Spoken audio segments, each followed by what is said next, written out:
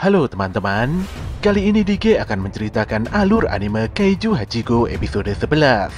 Tak bosan-bosannya Dige menyarankan agar kalian nonton anime ini secara langsung karena dijamin kalian pasti puas dan tentu saja memiliki pengalaman nonton tersendiri. Tapi jika kalian gak ada waktu, maka mampir ke sini adalah pilihan yang paling tepat. Karena Dige dengan senang hati akan menceritakan semua kisahnya untuk kalian semua. Sebelum lanjut, buat kalian yang baru saja menemukan channel ini, ada baiknya untuk subscribe dulu. Jangan lupa juga untuk menyalakan notifikasinya, agar kami semakin semangat untuk menghadirkan konten-konten terbaik buat kalian. Oke, langsung saja. Persiapkan diri kalian and enjoy.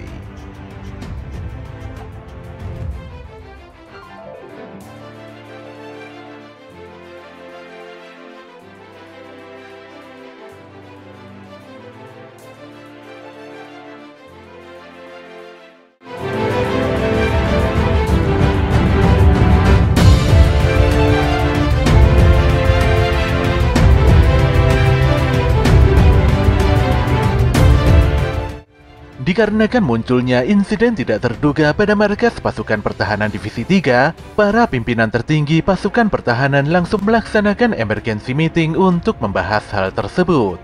Wakil Direktur Pasukan Pertahanan yang diketahui bernama Itami Keiji sungguh tidak menyangka kalau seekor kaiju bisa menyusup ke dalam Divisi 3. Jelas saja hal ini bukanlah main-main, dan semua orang di tempat ini memiliki tanggung jawab untuk segera menangani masalah ini. Parahnya, Keiji meminta agar Hachiko segera dilenyapkan diam-diam dan diubah menjadi senjata unik pasukan pertahanan. Berbagai pendapat dan pertimbangan disampaikan di dalam rapat darurat ini. Namun Shinomiya Isao yang memimpin jalannya rapat berkata bahwa diskusi ini tidak akan ada gunanya sebelum menjebloskan Kaiju Hachiko ke dalam penjara. Dia pun memerintahkan Divisi 3 untuk segera menyerahkan Hachiko ke markas pusat. Pada keesokan harinya, Kafka nampak duduk termenung sendirian di sebuah ruangan. Tubuhnya dikekang dengan sangat kuat hingga membuatnya tidak bisa bergerak. Dia memikirkan perkataan Kikoru, di mana kaiju kuat yang memiliki nomor seperti dirinya akan dibasmi dan digunakan sebagai komponen senjata khusus. Jelas saja hal ini membuat Kafka sangat tertekan. Sesaat kemudian Mina dan Shushiro mendatanginya. Mina pun berkata kalau Divisi 3 akan mengirimkan Kafka ke markas pusat sesuai keinginan para pimpinan. Di sini Kafka benar-benar tidak diberikan hak sedikit pun untuk berbicara. Kafka menyadari posisinya, apalagi dia sudah menyembunyikan rahasia sepenting ini. Di saat pergi menuju kendaraan, Kafka tidak menduga kalau seluruh rekan-rekannya hadir menyaksikannya. Semuanya pun sangat tegang, dan Kafka sendiri hanya bisa menundukkan kepalanya. Dia sungguh tidak berani memandang wajah teman-temannya itu. Dia juga beranggapan mungkin Ichikawa tidak akan pernah memaafkannya. Apalagi pemuda itu selalu saja mengkhawatirkan keadaannya. Saat Kafka berpikir kalau semuanya telah berakhir, tanpa disangka Ichikawa langsung menyapanya. Ichikawa percaya kalau Kafka akan baik-baik saja dan setelahnya kembali ke divisi ini untuk berkumpul dengan yang lainnya. Jelas saja Kafka tidak menyangka kalau Ichikawa akan bertindak demikian. Di dalam kendaraan Mina berkata bahwa Kafka sudah bertindak tanpa ragu demi menyelamatkan nyawa semua orang. Mina juga sangat kaget ketika melihat Kafka yang tiba-tiba berubah menjadi Hachiko. Namun dia menyadari kalau sifat Kafka dari dulu memang seperti itu. Mina dan yang lainnya sudah mengumpulkan keterangan dari para saksi serta beberapa video pendukung. Jika Kafka bisa membuktikan bahwa dirinya adalah manusia, mungkin saja markas pusat akan mengampuninya. Mina juga berencana untuk melaporkan kinerja terbaik Kafka ke atasannya. Bagaimanapun juga, tidak ada seorang pun dari Divisi 3 yang menganggap Kafka sebagai musuh. Mina lantas memerintahkan Kafka duduk, dan dia menjelaskan keputusan penting mengenai Kafka yang hendak diantar ke pangkalan Ariake Rinkai. Disinilah Kafka bertanya dengan serius pada Mina tentang apakah dirinya masih layak untuk berjuang di sampingnya. Mina pun menjawab bahwa masih ada harapan. Selain itu, Mina juga akan selalu menantikan Kafka kembali. Jawaban yang sangat penting itu pun membuat air mata Kafka tumpah begitu saja. Sushiro pun memimpin penghormatan pada Kafka, yang kemudian diikuti oleh seluruh pasukan Divisi 3. Tak selang beberapa lama, Kafka telah tiba di markas pusat area Rinkai. Parahnya dia dijebloskan ke dalam penjara dengan 30 lapisan gerbang. Beberapa hari kemudian, tepatnya di markas pasukan Divisi 3, semua orang terlihat murung dan tidak semangat pasca kepergian Kafka. Hingga detik ini, Iharu masih tidak menyangka kalau ternyata Kafka adalah Kaiju Hachiko. Akari lantas berkata bahwa Kafka pernah menyelamatkannya dari serangan Kaiju. Selain itu, Kafka juga sangat ahli dalam menemukan kelemahan Kaiju. Kafka adalah sosok yang sangat ceria dalam setiap sesi latihan. Iharu pun mengakui hal itu. Namun Aoi berkata bahwa bukan merekalah yang menentukan nasib Kafka, melainkan Biro Pembasmian. Haruichi pun membenarkan hal itu. Apalagi munculnya manusia yang bisa menjadi kaiju adalah fakta yang sangat mencengangkan. Jika hal ini sampai diketahui oleh masyarakat luas, bisa-bisa dunia akan menjadi kacau. Manusia akan saling mencurigai satu sama lain dan sulit mempercayai kalau orang di sisinya itu kaiju atau bukan. Endingnya semuanya akan hidup dalam ketakutan. Di dalam ruang kerjanya, Mina meminta tolong pada Konomi untuk menyusun laporan kinerja Kafka secepatnya. Walau agak kaget, namun Konomi bersedia menyelesaikan tugas tersebut sesegera mungkin. Di sisi lain, Ikaruga melaporkan pada Sushiro bahwa pembersihan kendaraan rusak telah diselesaikan. Ikaruga pun bertanya-tanya bagaimana dengan kondisi Kafka. Tanpa diduga, Sushiro berharap Kafka segera kembali.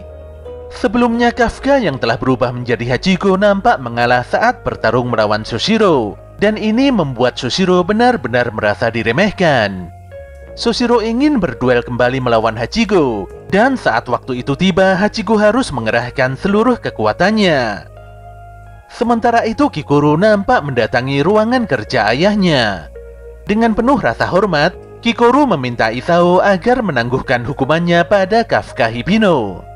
Kafka telah menyelamatkan nyawa Kikoru, jadi Kikoru memohon agar hukuman Kafka diringankan. Namun Isao menolak permohonan tersebut, dan dia memberikan hasil ronsen dada Kafka pada Kikoru. Foto X-ray itu pun menunjukkan bahwa Kafka adalah kaiju, di mana itu bisa dibuktikan dengan adanya inti kaiju yang menyerupai jantung. Isao menegaskan kalau Kafka bukanlah manusia. Lelaki itu tidak ada bedanya dengan kaiju jahat yang dulu mengambil nyawa ibunya Kikoru. Jelas saja pernyataan Isao itu membuat Kikoru sangat tertekan dan tidak mampu menyangkal apapun. Pun demikian, Kikoru akan selalu berusaha mempercayai Kafka sepenuh hatinya. Kembali pada Mina, di mana dia memanggil Haruichi, Aoi, Iharu, dan Ichikawa ke ruangannya. Bencana yang disebabkan kaiju sebelumnya telah menghancurkan pangkalan Tachikawa hingga 75%. Para atasan pun menilai bahwa pangkalan ini sudah tidak layak dijadikan sebagai tempat latihan bagi anggota baru. Selain itu, tidak ada yang bisa menduga akan adanya serangan monster selevel Daikaiju selanjutnya. Para atasan meyakini kalau serangan ini adalah serangkaian bencana massal yang mungkin saja memunculkan kaiju-kaiju kuat lainnya. Oleh karena itulah, pasukan pertahanan berupaya melakukan mitigasi dengan mendidik anggota baru dan berbakat pada setiap divisi. Tentu saja prajurit terpilih tersebut adalah Haruichi, Aoi, Iharu, dan Ichikawa. Sayangnya, mereka harus dipindahkan ke berbagai divisi lain untuk meningkatkan kemampuannya. Walau ada kemungkinan kalau markas pusat sebenarnya ingin memantau setiap pergerakan orang yang dekat sekali dengan Hachiko, namun Mina menegaskan bahwa rencana ini sudah lama didiskusikan dan tidak ada hubungannya sama sekali dengan Kafka Hibino. Ichikawa pun menyetujui permintaan Mina, walau yang lainnya masih tidak terima mengapa mereka dipindahkan ke divisi lain. Kembali pada Kafka, di mana dia mengingat pesan Mina untuk membuktikan bahwa dirinya masihlah seorang manusia. Detik itu juga Direktur Umum Shinomiya mendatangi Kafka. Kikoru juga terlihat di ruangan khusus untuk menyaksikan kegiatan ayahnya.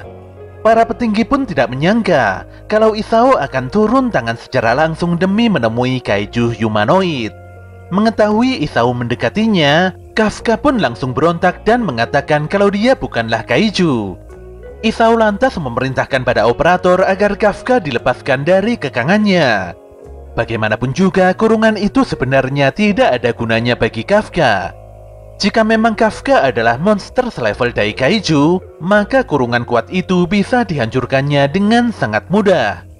Awalnya Kafka mengira kalau Isao akan mendengarkan penjelasannya. Ditambah lagi dia telah dilepaskan dari kekangan atas perintah Isao.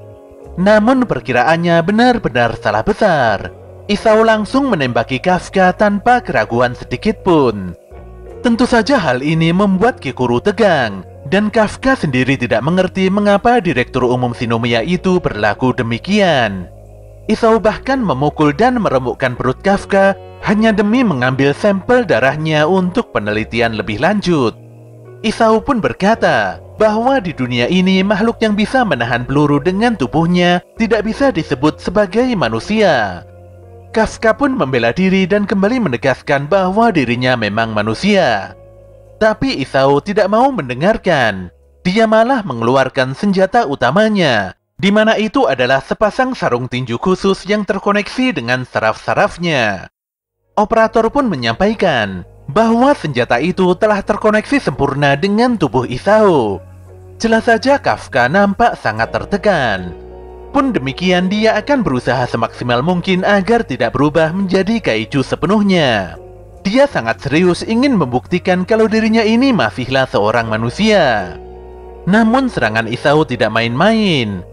Hanya dengan sekali hentakan Kafka dibuat kehilangan satu lengannya. Kafka bahkan dibuat tidak bisa berpikir hanya untuk menghindari serangan kuat Isao selanjutnya. Para petinggi tidak heran dengan status Isao Shinomiya yang merupakan veteran pasukan pertahanan. Dulunya Isao adalah seorang pria yang dijuluki sebagai anggota pasukan pertahanan terkuat yang pernah ada. Berbagai serangan Isao tanpa disadari membuat Kafka sedikit demi sedikit memunculkan wujud kaijunya. Selain kuat, Isao juga memiliki pergerakan yang begitu cepat. Walau sudah berumur, namun senjata kaiju dapat membantu Isao dalam melesatkan berbagai serangan fatal dan sangat mengerikan bagi Kafka. Jika serangan itu sampai mengenai Kafka, tentu saja akan terjadi hal yang sangat buruk. Kafka berencana untuk menghindar dan menghindar saja hingga Isao mencapai batasnya. Namun itu tidak bisa dilakukan karena Isao benar-benar unggul dalam berbagai aspek. Tinju mengerikan Isao begitu sulit untuk dihindari. Kafka pun dibuat benar-benar tidak berkutik. Dia pun merasa aneh, di mana saat ini dirinya seperti tengah bertarung melawan Daikaiju. Disinilah dia baru sadar kalau Isao menggunakan kekuatan senjata Kaiju nomor 2 atau Kaiju Nigo. Wakil Direktur Ikami Keiju lantas berkata bahwa Kaiju Nigo diberikan nomor identifikasi setelah hampir meluluh lantakkan seluruh kota Sapporo pada tahun 1972. Dia adalah Daikaiju yang mempunyai kekuatan penghancur super mengerikan. Selain itu, Nigo sangat arogan dan dia tidak mau menyerahkan diri meski sudah sekarat. Tentu saja baju tempur dan sarung tinju yang saat ini dikenakan Isao merupakan perwujudan dari senjata Kaiju Nigo. Parahnya, yang bisa menggunakan senjata tersebut dengan leluasa hanyalah Shinomiya Isao saja. Walau Kafka sudah berusaha untuk menghindari serangan Isao, namun dia sungguh tidak berkutik. Terlebih lagi dia tidak bisa bergerak karena tangan dan kedua kakinya hancur tanpa disadarinya. Ketika Kafka menerima tinju Isao sekali lagi, disitulah dia berubah wujud menjadi Kaiju Hachiko seutuhnya. Sebenarnya Kikuru cukup tenang melihat Kafka masih mampu bertahan. Tapi dia langsung bingung melihat wujud Hachiko dengan aura yang sangat aneh. Hachiko nampak meraung-raung dan melepaskan seluruh kekuatannya. Saking kerasnya, raungan tersebut menyebabkan seluruh ruangan bergetar hebat. Di dalam alam bawah sadarnya, Kafka sangat kebingungan mengapa dirinya terkekang dan tidak bisa mengendalikan tubuhnya sendiri. Hal ini pun membuatnya sangat kesal. Kalau seperti ini terus, dia tidak mungkin membuktikan bahwa dirinya adalah manusia.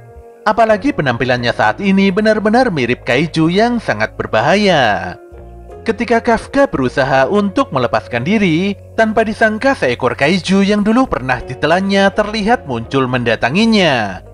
Kaijo itu pun membisikkan kata-kata provokasi agar Kafka menghancurkan Isao. Hachiko yang sudah tidak terkendali mulai mengamuk dengan begitu keras. Dia lantas melesat cepat untuk menerkam Isao. Jelas saja Kikoro sangat ketakutan. Gadis yang masih mempercayai Hachiko itu berteriak memanggil-manggil nama Kafka seraya menaruh harapan besar agar Hachiko menghentikan amukannya.